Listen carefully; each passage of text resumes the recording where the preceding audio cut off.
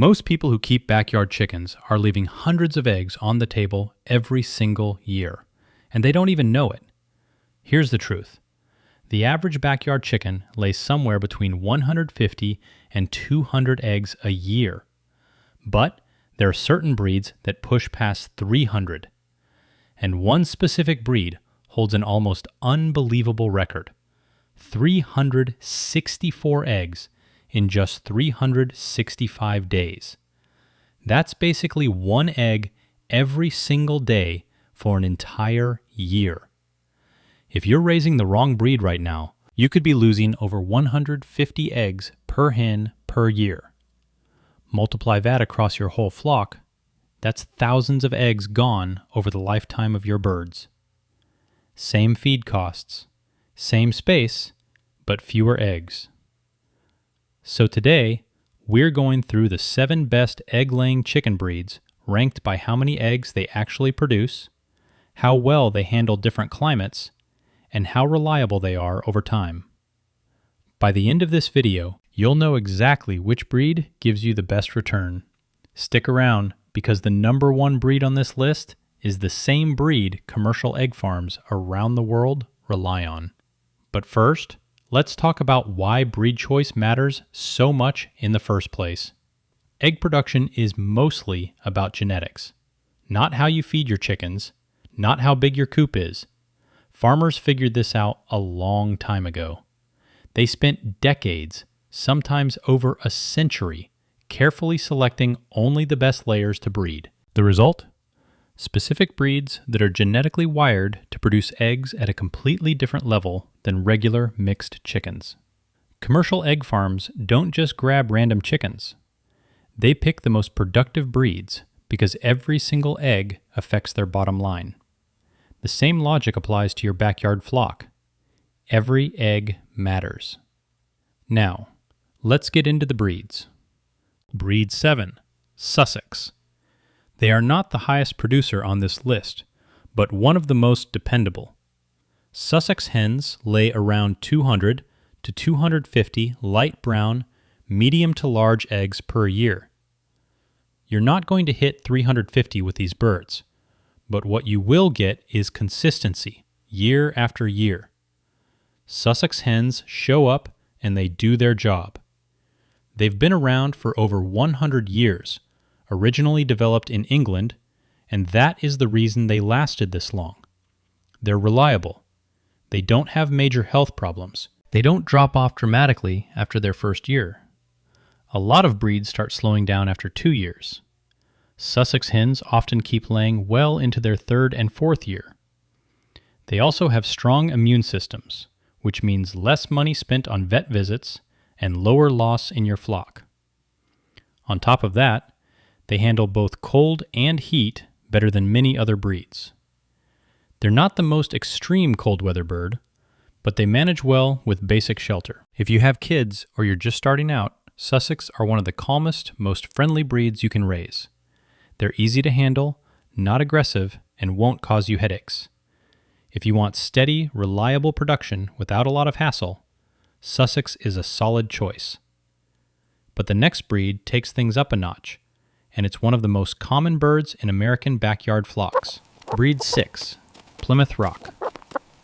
Plymouth Rocks have been the backbone of American egg production for over 150 years. There's a reason for that. A well-cared-for Plymouth Rock can hit 280 eggs a year at peak production. That's a meaningful step up from Sussex, especially at the high end. What makes Plymouth Rocks stand out is how tough they are. They handle brutal colds. They handle hot southern summers.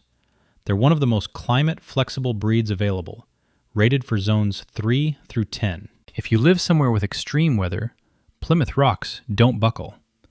They were developed in the United States in the 1800s, used on farms across the country before commercial breeds took over. Farm families relied on them because they simply worked, even in rough conditions. You don't need perfect conditions. You don't need complicated care routines. Plymouth Rocks are tough, low-maintenance birds. They're excellent foragers, too. Let them free range, and they'll actively hunt for food, which cuts down your feed costs directly.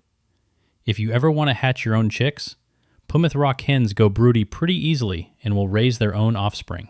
Up next is a breed that was specifically built for one of the hardest conditions for chickens: freezing cold winters. Breed 5, Orpington.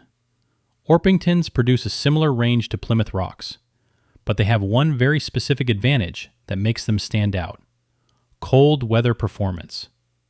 Orpington have thick, fluffy feathers. That's not just for looks. It gives them serious insulation. When other breeds slow down or stop laying in winter, Orpington keep going. They were literally developed in England in the late 1800s to handle cold, wet winters without dropping egg production. The breeder, William Cook, wanted a chicken that would still lay when every other breed had quit for the season. If you live in a colder climate and your hens are barely laying from November through February, switch to Orpington could completely change that. They're also the calmest breed on this list. Kids can handle them easily. They rarely fly or try to escape. They're big, fluffy, and docile, almost like pets that also happen to lay eggs. They come in beautiful color varieties too: buff, black, blue, and splash. So if you care about how your flock looks, Orpington deliver. There is a downside though. They're large birds. They eat more than lighter breeds, and they're prone to getting overweight if you overfeed them, so keep an eye on that. But if you're dealing with cold winters and inconsistent winter laying, Orpington are hard to beat. Now we're getting into the breeds that really move the needle on production. Breed number 4 regularly hits 300 eggs a year. If you're watching this right now, I need your help proving something wrong. My wife looked me dead in the eye and said I'd never hit 1,000 subscribers. Not because she doesn't believe in me, but because she doesn't believe videos like this one get the attention they deserve. And honestly, that lit a fire in me. So if this video moved you, if it made you think, laugh, feel anything, hit that subscribe button right now. Not for me, but to prove that real, meaningful content still has a place on this platform. Let's show her she's wrong together. Breed 4, Rhode Island Red. Rhode Island Reds are one of the most well-known chicken breeds in the world. They earned that reputation. Top quality Rhode Island Reds can hit 300 eggs per year. That's a big jump from what we've seen so far. They lay large brown eggs consistently. They do it across a wide range of climates. They were developed in Rhode Island in the 1800s and became so successful they were exported worldwide. Other breeding programs used Rhode Island Reds as a foundation to create new, high-production breeds, which tells you a lot about the quality of their genetics. They're also tough. They resist disease, handle stress well, and survive in conditions that would break more delicate breeds. Unlike some high-output breeds that burn out fast, Rhode Island Reds often stay productive into their 4th or 5th year. Rhode Island Red are active foragers too, always moving, always looking for food. This makes them great for free-ranging setups where you want to cut feed costs. One thing to watch out for: Rhode Island Reds can be pushy. The hens can be assertive in the pecking order, and the roosters are known for being aggressive. If you're adding them to a mixed flock, keep that in mind. But as a pure egg production breed, they're exceptional. Next up is a breed that was engineered specifically for modern egg production, and it consistently delivers over 300 eggs a year. Breed 3, Red Star. Red Stars are where we cross the 300 egg threshold reliably. In peak years, some Red Star hens push past 320 eggs. That's elite production. They were purpose-built for productivity. Everything about a Red Star is optimized to turn feed into eggs as efficiently as possible.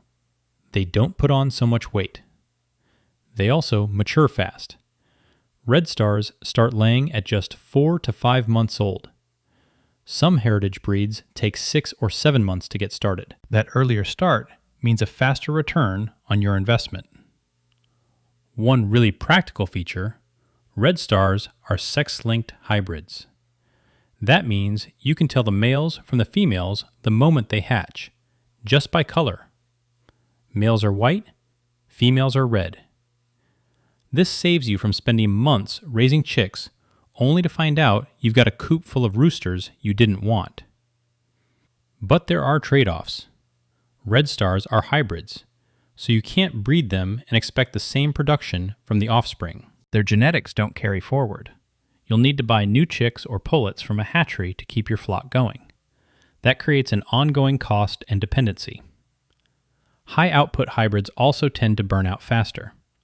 Their bodies are pushed hard, and after about 2 years, production can drop off sharply. Compare that to heritage breeds that lay more moderately but stay productive longer. For maximum eggs in the short term, red stars are excellent. Just go in knowing the trade-offs. Now we're getting into the top 2, and the next breed holds one of the most remarkable egg-laying records ever recorded. Breed number 2, Australorp. In 1922, in Australia, a single Australorp hen laid 364 eggs in 365 days. One egg almost every single day for an entire year. That record still stands as one of the most impressive in the history of poultry farming. Australorp as a breed consistently produce 300 or more eggs per year. That's not a fluke. It's what the breed was designed to do. Australian breeders developed Australorps by combining Orpingtons, Rhode Island Reds, and other high-producing breeds.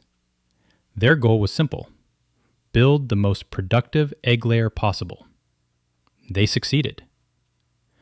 What's impressive about Australorps is that they produce at high level without burning out quickly. They're efficient, resilient, and they work well in a wide range of climates. Cold winters, warm summers, they can easily adapt. They also have excellent feed conversion. They're not wasting calories on unnecessary body weight. Most of what they eat goes toward producing eggs. On top of all that, they're calm and friendly. A lot of high production breeds are nervous or flighty. Australorps aren't. They're easy to handle, good around people, and they're genuinely beautiful birds. Black Australorps have an iridescent green sheen on their feathers that looks incredible in sunlight. If you want a breed that produces close to the absolute maximum while still being easy to manage and long-lasting, Australorp is your bird. But there's still one breed above it. The number one breed on this list is the one the entire commercial egg industry was built on. Breed number 1, White Leghorn. When you crack open a store-bought egg, there's a very good chance it came from a white leghorn. These birds are the reason commercial egg farms exist the way they do. Leghorns produce 320 to 364 eggs per year. That's nearly an egg every single day. When profit depends on getting the maximum number of eggs from each hen, they originally came from Livorno, Italy. Leghorn is actually the English version of Livorno. They were imported to America in the 1800s and quickly became the foundation of modern egg production worldwide. Farmers chose them then, and commercial operations choose them now because the math doesn't lie. Leghorns are small, lightweight birds. That's intentional. They don't put calories into building body fat they don't need. Almost everything they eat goes toward laying eggs. That makes them extremely feed efficient. You're getting more eggs per dollar of feed than with almost any other breed. Their genetics have been refined through generations of selective breeding, always keeping the best layers, always pushing production higher. The result is a breed that's been optimized for one thing more than any other: laying eggs. But there are real trade-offs. Leghorns are nervous and flighty. They startle easily. They're not lap chickens. They're not friendly in the way Orpingtons or Australorps are. If you want a backyard pet that also lays eggs, Leghorns might frustrate you. The roosters can be aggressive and territorial, and Leghorns have had their brooding instinct almost completely bred out. They will not hatch chicks for you. If you want to grow your flock naturally, you'll need another breed for that. But if maximum egg production is the priority, nothing beats the Leghorn. Why this actually matters. Let's make this concrete. Say you're running a flock of 10 hens, 10 Sussex hens, roughly 2,000 to 2,500 eggs per year. 10 Leghorns, 3,200 to 3,600 eggs per year. That's up to 1,500 more eggs per year from the same number of birds, the same coop, and roughly the same feed costs. Over the lifetime of your flock, that gap is enormous. More eggs means more food, more nutrition, more financial value from your birds. And high production breeds convert feed to eggs efficiently. You're not spending money feeding chickens that produce half what they could. These breeds represent centuries of real agricultural work. Farmers kept meticulous records, made careful selections, and built breeds that were meant to last and produce. When you choose one of these birds, you're benefiting from all of that. So, which breed is right for you? It depends on your climate, your goals, and what you value in a flock. If you want maximum eggs above everything else, go with Leghorn or Australorp. If you're in a cold climate and need consistent winter laying, Orpington. If you want a tough, reliable all-rounder, Rhode Island Red or Plymouth Rock. If you want steady, low-maintenance production with a long, productive lifespan, Sussex. Pick the breed that fits your situation and your flock will reward you for it. Which of these breeds are you currently raising? Or which one surprised you the most? Drop it in the comments. I'd love to know. And if you found this helpful, subscribe so you don't miss the next one.